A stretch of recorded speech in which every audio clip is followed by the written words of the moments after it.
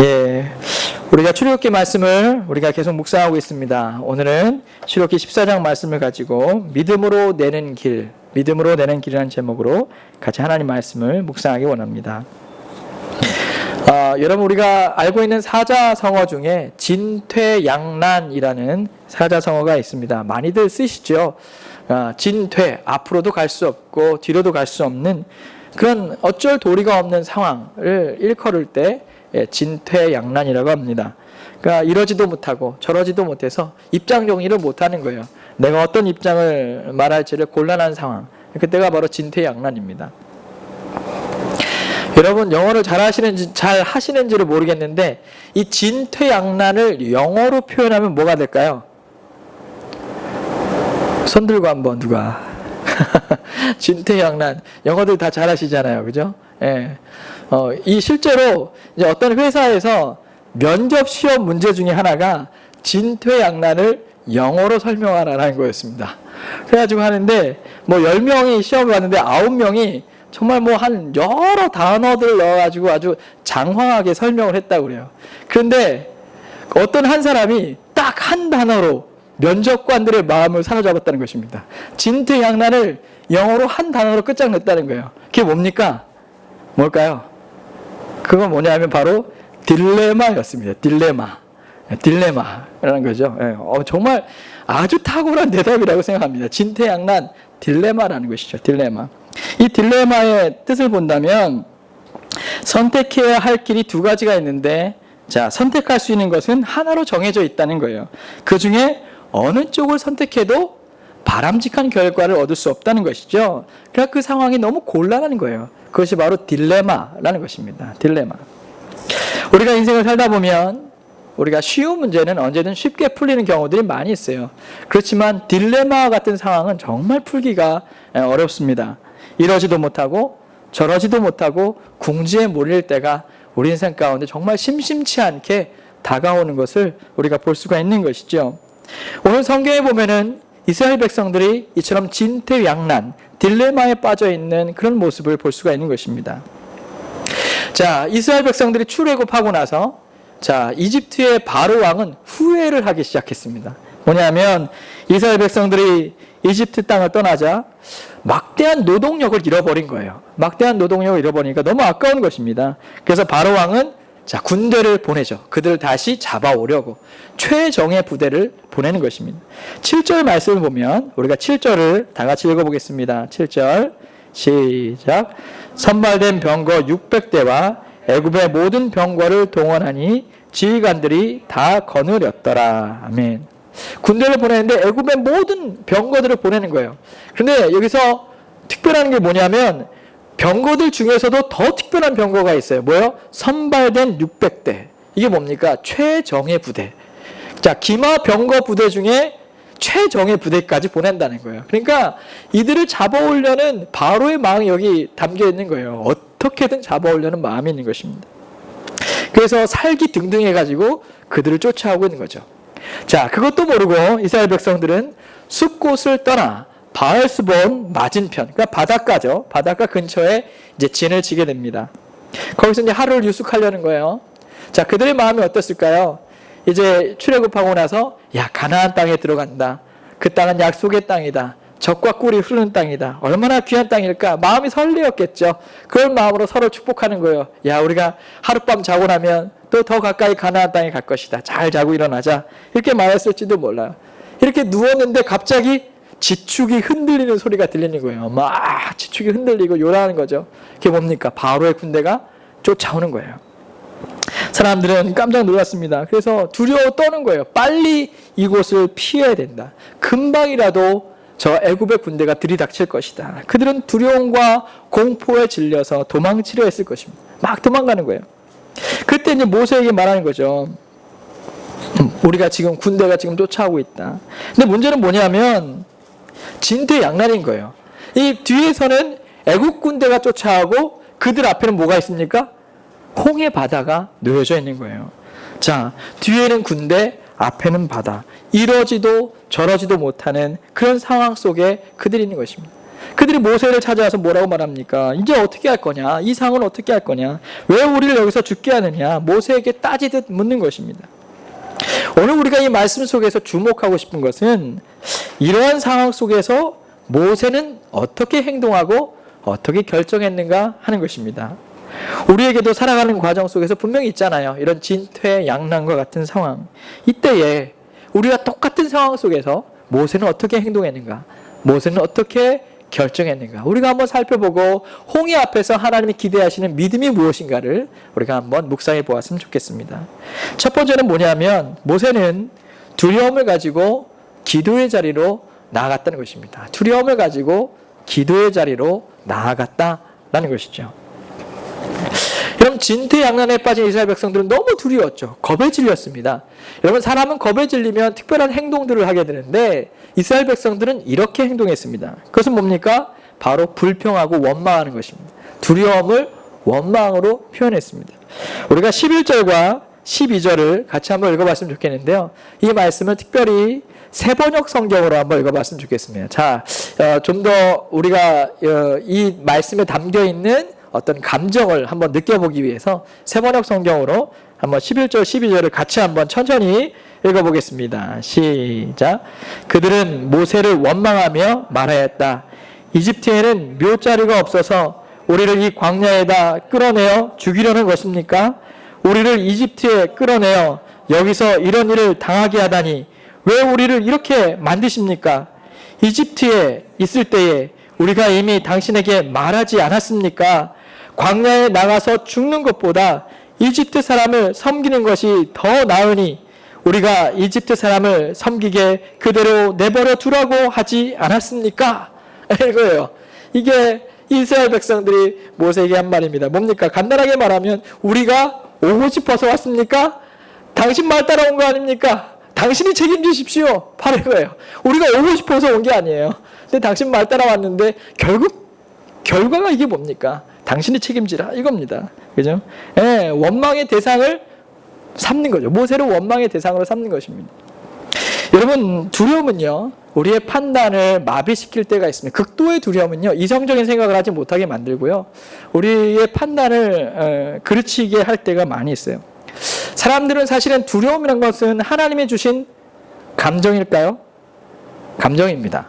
두려움도 하나의 우리가 감정이에요. 여러분, 두려움이 없으면 사고가 나요. 그렇지 않겠습니까? 위험에 대한 감지가 없으면 다치거나 사고가 날 수가 있어요. 문제는 뭐냐면 사탄은 우리에게 과도한 두려움을 갖게 만든다는 것입니다. 그죠? 그러니까 두려움에 빠져버리는 거예요. 매몰되는 거예요. 이건 아주 위험한 것입니다. 우리가 극도의 두려움을 갖게 되면 사람들이 불편한 마음을 떨어버리기 위해서 어떤 특별한 행동들을 합니다. 그 중에 한 가지가 원망의 대상을 찾는 거예요. 자신에게 이 두려운 상황을 만들어준 어떤 원인이나 대상을 찾아서 그 불편한 감정들을 쏟아내기를 원하는 것이 인간의 하나의 방편인 것입니다. 그래서 우리가 어떤 위기 상황 속에서 잘 보세요. 여러분, 누군가에게 더 많이 불평하지 않습니까? 위기 상황 속에서 그 마음이 막 불편할 때 어떤 사람에게 더 많이 비난하거나 그러지 않습니까? 이게 우리의 감정인 거예요. 문제는 뭐냐면 과도한 원망은 문제의 본질을 파악하지 못하게 만든다는 거예요. 그 사람 때문이 아니에요. 그 일 때문이 아니에요. 또 다른 어떤 원인이 있는데 그것을 보지 못하게 만든다는 것이죠. 단순히 그 모든 책임을 원망의 대상에게 돌린다는 게 문제가 있는 것입니다. 그것은 문제 해결에 전혀 도움이 되지 않는 것이죠. 이스라엘 백성들이 바로 그런 상황이에요. 자, 그런데 이런 원망을 받고 있는 막 상황, 모세도 지금 진퇴양난인 거예요. 그런 상황 속에서 답을 내주어야 되는 것이죠. 자, 모세는 어떻게 행동했을까요? 오늘 이 말씀에 보니까 모세가요, 두 가지 면을 보여줘요. 뭐냐면 믿음의 영웅 같은 모습, 아주 담대한 모습을 보여주고요. 또 하나의 모습은 나와 같은 모습, 아주 두렵고 연약한 모습. 그런 모습이 같이 있어요. 같이 있는 것을 볼 수가 있어요. 먼저 모세의 담대한 모습을 보면 어떤 모습이냐면은 모세는 백성들을 진정시키면서 이렇게 말하고 있습니다. 걱정하지 말라고. 여러분, 13절과 14절 말씀을 같이 한번 읽어보겠습니다. 13절, 14절 다 같이 시작. 모세가 백성에게 이르되 너희는 두려워하지 말고 가만히 서서 여호와께서 오늘 너희를 위하여 행하시는 구원을 보라. 너희가 오늘 본 애굽 사람을 영원히 다시 보지 못하리라. 여호와께서 너희를 위하여 싸우시리니 너희는 가만히 있을지니라. 아멘. 예, 모세 얼마나 담대합니까? 예, 담대한 말씀하고 있습니다. 두려워하지 말라. 세 가지를 하죠. 두려워하지 말라. 왜 두려워하지 말아요? 하나님은 우리 편이시기 때문에 두려워하지 말아라. 가만히 서 있어라. 무슨 말이에요? 예, 우리 힘으로는 이 싸움에서 이길 수 없다. 그렇기 때문에 가만히 있어라. 그 다음에 뭐라고 합니까? 여호와께서 행하시는 구원을 보라 라는 거예요. 하나님께서 우리를 위해서 싸우시기 때문에 구원을 누가 주신다? 하나님이 주신다. 그러니 가만히 서 있어라. 얼마나 담대한 말입니까? 이 말씀을 읽고 저는 참 모세는 진짜 대단한 사람이다. 어떻게 이 상황 속에서 이런 담대한 말을 할 수 있지? 예, 그런 믿음을 우리가 볼 수가 있습니다. 그런데요, 한 절만 지나가면 또 다른 모세의 모습을 볼 수가 있습니다. 예, 한 절만 지나가면. 여러분 15절 말씀을 같이 한번 읽어보겠습니다. 15절 같이 한번 읽어보시죠. 예, 앞부분만 읽겠습니다. 시작. 여호와께서 모세에게 이르시되 너는 어찌하여 내게 부르짖느냐. 아멘. 자, 14절과 15절은 어떤 시간적인 좀 차이가 있는 것 같습니다. 자, 백성들 앞에서 담대하게 얘기했지만 모세의 마음은 담대한 고백이 있었지만 속으로는 어찌 보면은 두려움과 그도 또한 두려움과 죽음의 공포가 가슴을 짓눌렀을지도 모릅니다. 이것은 저의 상상이긴 하지만 그 중간에 어떤 일이 벌어진지는 모르겠습니다. 그런데 모세 또한 백성 앞에 담대히 얘기했지만 그 마음은 두려웠습니다. 그 마음은 불편했습니다. 어떤 선택을 해야 될지 그는 몰랐습니다. 그런데 모세가 한 행동이 무엇입니까? 하나님 앞에 나아가 부르짖는 것이었습니다. 그러니까 15절에 어떻게 말해요? 너는 어찌하여 부르짖느냐. 그죠? 모세는 하나님 앞에 기도하고 있었던 것입니다. 그도 또한 담대한 고백은 할 수 있었지만 마음에 두려움이 있었습니다. 어떻게 했습니까? 그 두려움을 가지고 하나님 앞에 나아가 기도하고 부르짖고 간구했던 것입니다. 이게 모세의 정직한 모습이에요. 모세의 모습인 것입니다. 모세는 두려움을 안고 기도를 시작했습니다. 하나님 앞에 나아가 기도했던 것이죠. 놀라운 것은 이 기도가 그가 두려움을 극복할 수 있는 아주 훌륭한 시작이 되었던 것입니다. 여러분, 같은 두려움을 겪었지만 이스라엘 백성들은 어때요? 이 두려움을 떨쳐내기 위해서 원망의 대상을 찾았어요. 그러나 모세는 이 두려움을 외면하지 않고 두려움을 가지고 누구에게 찾아가요? 하나님께 찾아갔다는 것입니다. 이게 차이예요. 이스라엘 백성들은 두려움을 떨쳐버리기 위해서 원망의 대상을 찾았지만 모세는 두려운 그 상황 속에서 두려운 그대로 그 마음을 가지고 하나님께 찾아갔어요. 여러분, 결과가 같을까요? 다를까요?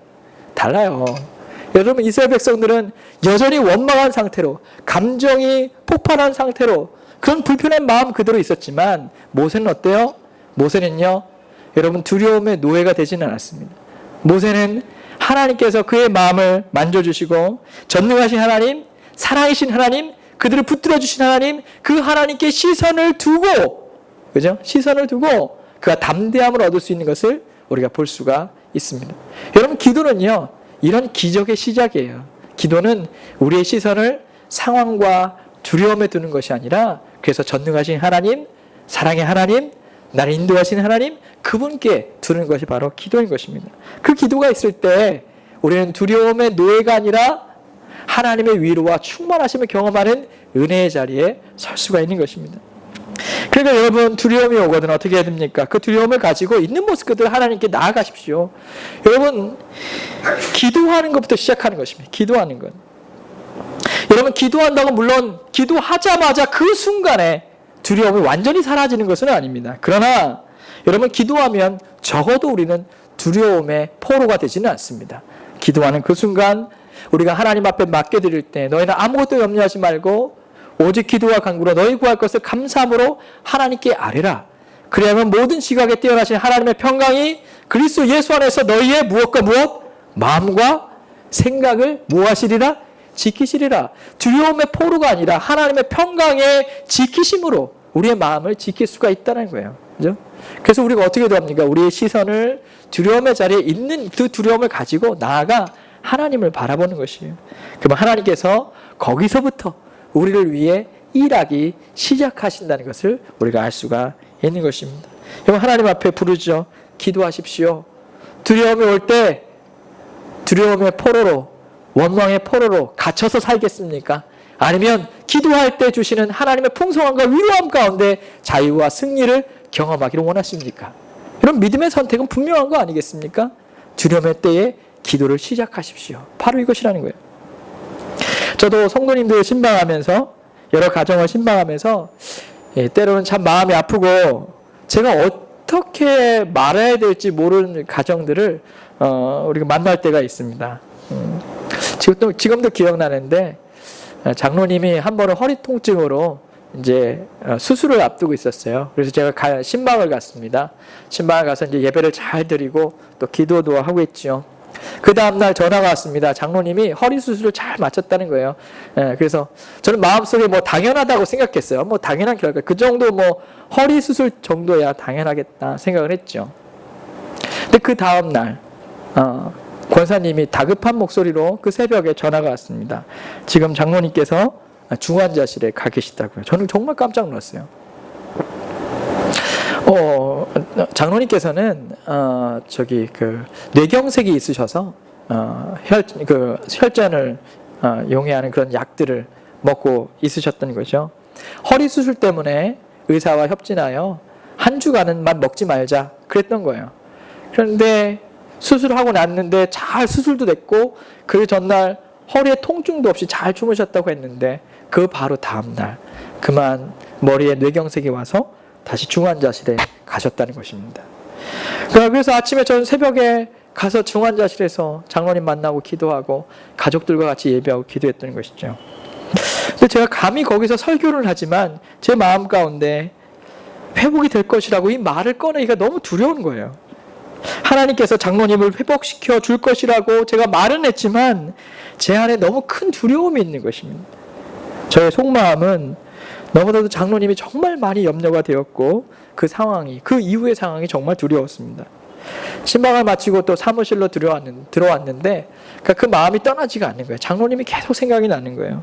그래서 제가 할 수 있는 게 뭐냐면 기도실을 찾는 거죠. 기도실을 찾아가서 온종일 기도했습니다. 그 다음 날도 한 주간 내내 병원 가서 예배하고 또 사무실로 돌아오면 기도실에서 기도하고 이걸 거의 일주일 동안 반복을 했어요. 그때 정말 하나님을 많이 붙들었습니다. 하나님 앞에 많이 붙들고 기도했던 경험이 납니다. 기도하다 보니까 그게 느껴지더라고요. 참 나는 초라하구나. 능력이 없구나. 이 생명에 대한 부분을 내가 어떻게 할 수 있는 것이 아무것도 없구나. 그러니까 저의 능력 없음을 보게 되고 능력 있으신 하나님께서 감당해 주시도록 기도했습니다. 전능하신 하나님, 사랑이 많으신 하나님, 이 가정을 하나님이 붙들어 주옵소서. 한 주간이 다 지나갈 때 결국 장로님은 일어서지 못하셨습니다. 하나님의 부르심 속에서 천국으로 가셨습니다. 그 모습을 보면서 저는 참 인간적인 고통과 아픔을 많이 경험했습니다. 그런데 그 가운데 아내 되시는 권사님이 장례를 마치시면서 이렇게 간증을 하십니다. 지금껏 기도해 주신 모든 분들께 감사를 드린다고, 이런 어려운 상황 속에서도 기도 없이는 이겨낼 수 없었을 것이라고, 자신은 하나님을 믿는다고, 이 어려운 상황 속에서도 하나님은 자신과 가족들을 붙들어 주셨다고, 그리고 평생 하나님을 섬겼던 남편이 하나님 곁에 있을 것을 믿는다고, 비록 지금 보내는 것은 슬프지만 나는 하나님을 믿는다고 이렇게 간증을 하시는 것입니다. 그러면서 장례식 내내 울고 계신 그 시누이를 향해서 이렇게 말합니다. 한 주간 우리 시누이가 같이 있었는데 꼭 이 시누이가 하나님을 믿었으면 좋겠다고, 그래서 천국에서 같이 남편을 다시 만나 영생을 누리면 좋겠다고 이렇게 간증하시는 것이었습니다. 저 또한 그랬지만 이 권사님도 그 가족들도 이 어려운 상황 내내 하나님 앞에 기도의 자리로 나아갔던 것입니다. 그리고 그분들은 그 기도 속에서 인간적인 슬픔을 만지시는 하나님의 사랑을 경험하고 그 상황 속에서 더 크신 하나님의 구원의 뜻이 무엇인지를 알고 깨닫고 하나님을 바라보았던 것입니다. 나중에 그 시누이는 교회에 나와서 예배를 드렸습니다. 여러분, 우리 인생에는 두려움이 없을 수가 없습니다. 여러분, 우리가 두려움이 없는 인생은 있을 수가 없어요. 그렇지만 그 두려움 속에서 하나님은 여러분이 하나님께로 나오기를 간절히 기다리고 계십니다. 우리의 시선을 두려움에 두지 말고 우리를 사랑하시고 우리를 위해 싸워주시고 우리를 구원하기 위해 자기의 독생자까지 기꺼이 내어주시고 지금과 영원히 우리를 자녀로 삼아주시고 자녀로 사랑해주시고 그 하나님께 우리의 시선을 두라고 오늘 말씀하고 있는 것입니다. 그러니 여러분, 기도를 시작하시기를 바랍니다. 기도만큼 하나님을 바라보기 좋은 것이 없습니다. 진퇴양난의 상황이십니까? 기도는, 두려움은 그대로, 염려하는 그대로, 우리가 두려운 그대로 하나님을 바라보고 하나님 앞에 나아가고 기도함을 통해서 하나님이 주신 사랑과 위로와 담대함을 경험할 수 있는 여러분과 제가 되기를 간절히 축원합니다. 우리가 두 번째로 묵상할 수 있는 것은 모세는 연약한 자신에게 부어주시는 하나님의 능력을 믿었습니다. 연약한 나에게 부어주시는 하나님의 능력을 믿었어요. 하나님 모세에게 두 가지 말씀을 하셨습니다. 딱 기도가 끝나고 나서 두 가지 말씀. 뭘까요? 그것은 바로 이스라엘 백성들은 홍해 앞까지 데리고 가라, 명령하라, 전진시켜라 라는 것과 두 번째는 내 지팡이를 내밀어라, 바다를 향하여 내밀라 라는 것입니다. 이 두 가지 명령을 내리셨습니다. 여러분, 애국 군대가요 코앞까지 쫓아온 상황입니다. 그런데 이 두 가지 명령은 이 위기의 상황 속에서 감당하기 힘들어요. 왜냐하면 전술적으로 봤을 때 첫 번째 홍해 앞으로 나가는 거, 이거는 도피로가 차단되는 거예요. 이제 더 이상 도망갈 길이 완전히 차단되어 가지고 결국은 몰살할 수밖에 없는 상황이 이루어지는 것입니다. 그런 상황인 것이죠. 두 번째는 지팡이를 내밀라. 이것은 상황을 예측할 수가 없는 거예요. 이런 모세가 들고 있는 지팡이, 그 지팡이를 내민다고 해서 무슨 일이 벌어질까요? 앞일을 예측할 수가 없는 것입니다. 물론 하나님께서는 이게 바다가 갈라지게 될 것이다 라고 약속은 하셨지만 이 지팡이가 무슨 능력이 있어서 그런 엄청난 일을 할 수가 있겠습니까? 이거는 이게 정말 불가능한 것이거든요. 이성적으로 생각했을 때 이 두 가지 다 참으로 순종하기 어려운 말씀입니다. 더군다나 진퇴양난의 상황입니다. 내가 어떤 결정을 내리느냐에 따라서 살고 죽는 결과가 나타날 수가 있는 것입니다. 그런데 모세는 어떻게 했습니까? 어떻게 했을까요? 하나님의 말씀에 순종했습니다. 하나님의 말씀에 순종했어요. 그 순종의 이유가 무엇일까요? 그것은 바로 이 상황 속에서 하나님의 명령만이 답이다. 하나님의 명령만이 해답이다. 이것을 믿었던 것입니다. 이 상황 속에서 가장 중요한 해답은 하나님이 주신 말씀과 명령이다. 이것을 믿었던 것입니다. 이것을 믿었어요. 모세는 어떻게 이런 믿음을 가질 수 있었을까? 이 상황 속에서 하나님 주신 명령만이 해답이다. 어떻게 이 믿음을 가질 수 있었을까요? 저는 오늘 이 말씀 속에 한 단어를 주목해 보고 싶습니다. 그건 뭐냐면 바로 지팡이라는 것입니다. 지팡이. 이 지팡이를 내밀라, 지팡이. 여러분, 모세가 쥐고 있던 지팡이, 모세의 지팡이는 어떤 걸까요? 우리가 어떤 영화 같은 걸 보면은 이스라엘 목자들이 나오는 영화, 그죠? 바이블 영화 이런 걸 보면은 목자들이 어때요? 이렇게 지팡이 하면은 뭔가 크고 끝이 꼬부라져 있고 이렇게 멋진 지팡이, 굵고 단단한 이런 지팡이를 연상하는데 사실 모세의 지팡이는 그런 지팡이가 아닙니다. 여러분, 중동 지방에 가면은 이런 굵은 나무가 잘 자라지를 못해요. 굵고 길쭉한 나무가 잘 자라지는 못해요. 그래서 목자들이 갖고 있는 대부분의 지팡이는 이 짧은 막대기 같은 것입니다. 짧은 막대기 같은 거예요. 그래서 이 지팡이가 아주 볼품이 없어요. 우리가 생각하는 그 영화 같은 걸 보면 정말 권능이 나타날 것 같은 그런 멋진 지팡이를 생각하지만 그렇지 않아요. 그냥 우리가 흔히 아주 앙상하고 작은 막대기, 정말 초라하고 볼품없는 막대기, 모세가 들고 있는 그런 지팡이, 그 막대기예요. 그 볼품없는 이 막대기. 이게 무슨 기적을 일으킬 수 있겠습니까? 그죠? 근데 모세는 이 막대기를 들고서 이 막대기를 바라보며 무엇을 생각했을까요? 이 막대기를 바라보고 뭘 생각했을까요? 여러분, 출애굽기 4장 20절을 보면은 이 지팡이에 대한 말씀이 나옵니다. 출애굽기 4장 20절을 같이 한번 읽어보겠습니다. 다 같이 시작. 모세가 그 아내와 아들들을 나귀에 태우고 애굽으로 돌아가는데 하나님의 지팡이를 손에 잡았더라. 아멘. 자, 모세의 지팡이입니까? 뭐라고 표현하죠? 무슨 지팡이? 하나님의 지팡이라는 거예요. 하나님의 지팡이. 예. 여러분, 지금 이 말씀 뭐냐면 모세가 이제 하나님의 말씀에 순종하는 장면입니다. 네가 이집트에 가서 내 백성을 끌어내 와라. 이 부르심에 순종해서 가고 있습니다. 그의 손에는 자기가 그동안 40년 동안 들고 있어야 했던 목자의 지팡이, 초라한 막대기를 들고 있습니다. 근데 하나님은 이 막대기를 뭐라고 표현하십니까? 하나님의 지팡이다 라고 표현하고 있는 것입니다.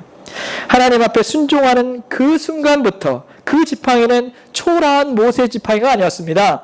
하나님은 그 막대기를 통해서 일하시고 권능을 베푸시는 하나님의 은혜의 통로로 그 지팡이를 사용하신 것입니다. 그 지팡이는 겉으로 보면 정말 볼품없고 빈약한 막대기에 지나지 않습니다. 그렇지만 모세가 순종한 그 순간부터 하나님은 그 지팡이를 통해 하나님의 선하신 권능을 나타냈다는 것이죠. 출애굽의 과정 속에서 10가지 재앙 속에서 이 막대기가 얼마나 위대한 일을 행했습니까? 그러나 그 능력은 막대기의 능력이 아니라 막대기를 통해서 일하시는 그 하나님의 은혜와 권능이었던 것입니다. 모세는 지금 무엇을 들고 있다고요? 홍해 앞에서 막대기를 들고 있습니다. 이 막대기를 통해서 기억하는 것입니다. 그렇지. 지금까지 이 초라한 막대기를 갖고도 하나님은 위대한 일을 이루어 주셨지. 오늘도 지금도 하나님은 이 막대기를 통해 여전히 역사하고 계신다. 이 지팡이는 하나님의 지팡이입니다. 이 믿음으로 모세는 담대하게 바다를 향하여 지팡이를 내밀었던 것입니다. 그 믿음을 통해 하나님께서는 홍해를 가르시고 길을 내어 이스라엘 백성들은 마른 땅같이 그 땅을 걷게 하신 것이죠. 여러분, 오늘 이 말씀을 우리에게 적용해 본다면 어떨까요? 여러분, 우리를 둘러싼 상황을 보면 어떨 때는 정말 나아지지 않는 것 같고 이걸 헤쳐나갈 길이 보이지 않을 때가 있는 것 같습니다. 이때 하나님이 우리에게 바라시는 것이 있다면 그것은 바로 믿음이에요. 어떤 믿음입니까? 어제의 하나님이 오늘 나의 하나님이시라는 믿음입니다. 어제까지 나를 붙들어 주시고 사랑해 주신 하나님이 오늘도 나를 붙들어 주신다는 믿음입니다. 어제 볼품없고 초라한 나, 마른 막대기와 같은 나를 붙들어 주셔서 하나님이 여러분에게 얼마나 많은 은혜를 베풀어 주셨습니까? 얼마나 많은 십자가의 복음과 구원의 능력을 베풀어 주셨습니까? 얼마나 많이 우리가 쓰러지고 절망 가운데 있었을 때 소망과 힘을 베풀어 주셨습니까? 그 볼품없었던 나를 사랑해 주셨던 그 어제의 하나님이 오늘 나를 위해서도 여전히 일하고 계신다는 믿음입니다.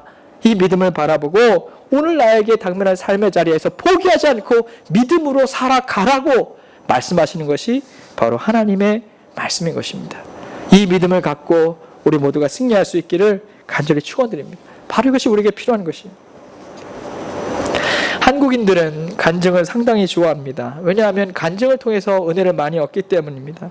그런데 간증은요, 오늘의 이야기인가요? 아니죠. 간증은 어제의 이야기입니다. 어제의 이야기예요.